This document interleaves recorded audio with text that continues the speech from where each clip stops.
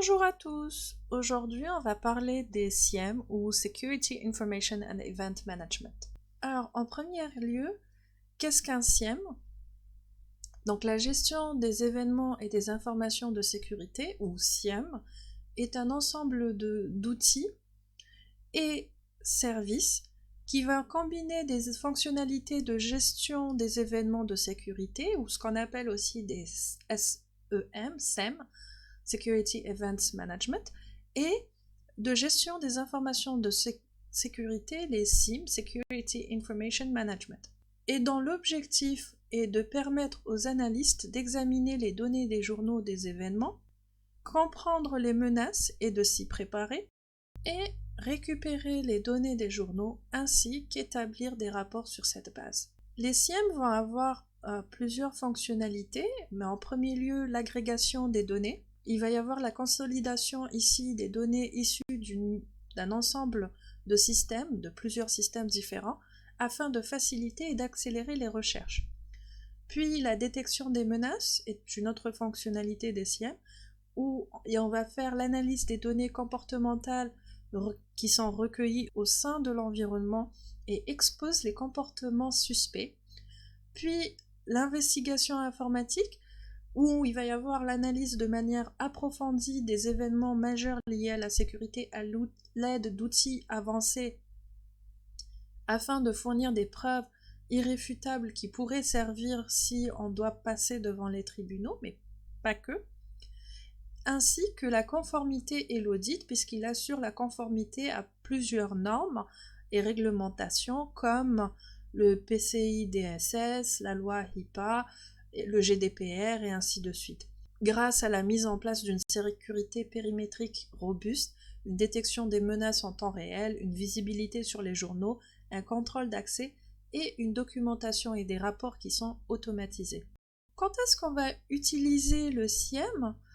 Alors, on va avoir plusieurs cas d'usage d'une solution SIEM. Lorsqu'on veut faire de la surveillance, la mise en corrélation et l'analyse des activités sur un large éventail de systèmes et applications, la prévention des menaces externes et internes par la surveillance des activités des utilisateurs, notamment de ceux disposant d'un accès privilégié. Par exemple, on a des collaborateurs internes ou des collaborateurs tiers, ou ayant accès à des données stratégiques comme des éléments de propriété intellectuelle ainsi que des cadres. La surveillance de l'accès aux ressources des serveurs et des bases de données et mise à disposition de fonctionnalités de surveillance des exfiltrations des données. Les rapports de conformité, l'atténuation des menaces IoT telles que les DOS et signalement des terminaux compromis ou à risque présents dans l'environnement.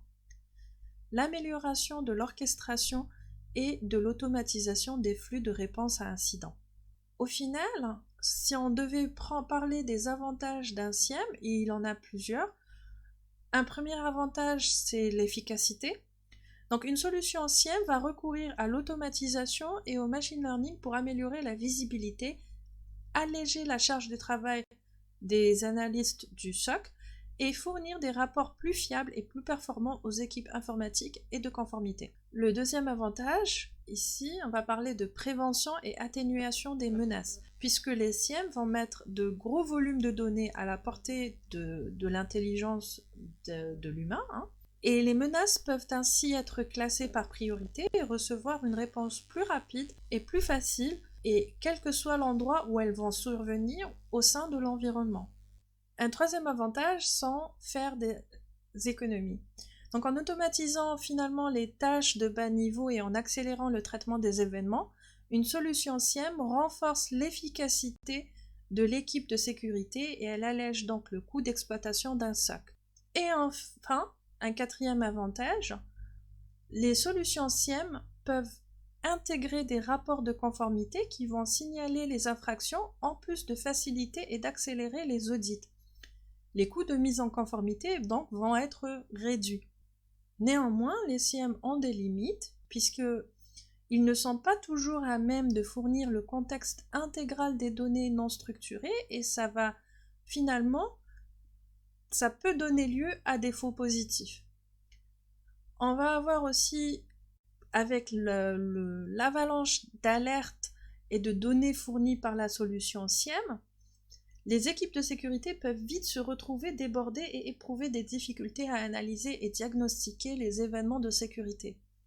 Et donc les réactions aux alertes risquent dès lors d'être retardées ou ignorées, et donc les analystes ne sachant finalement pas vraiment, ne sachant pas quelle alerte va requérir leur attention, on va se retrouver finalement avec ce qu'on appelle la fatigue d'alerte.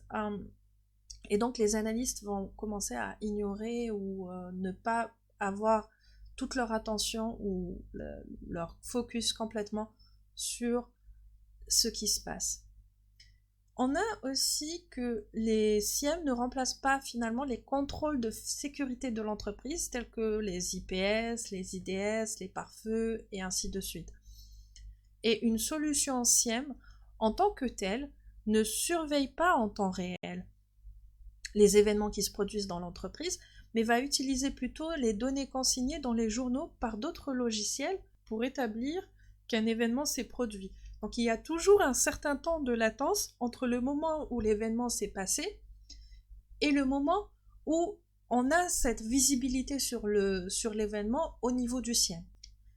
Donc c'est tout pour aujourd'hui, je vous souhaite de passer une bonne journée ou une bonne soirée et à très bientôt. Bye!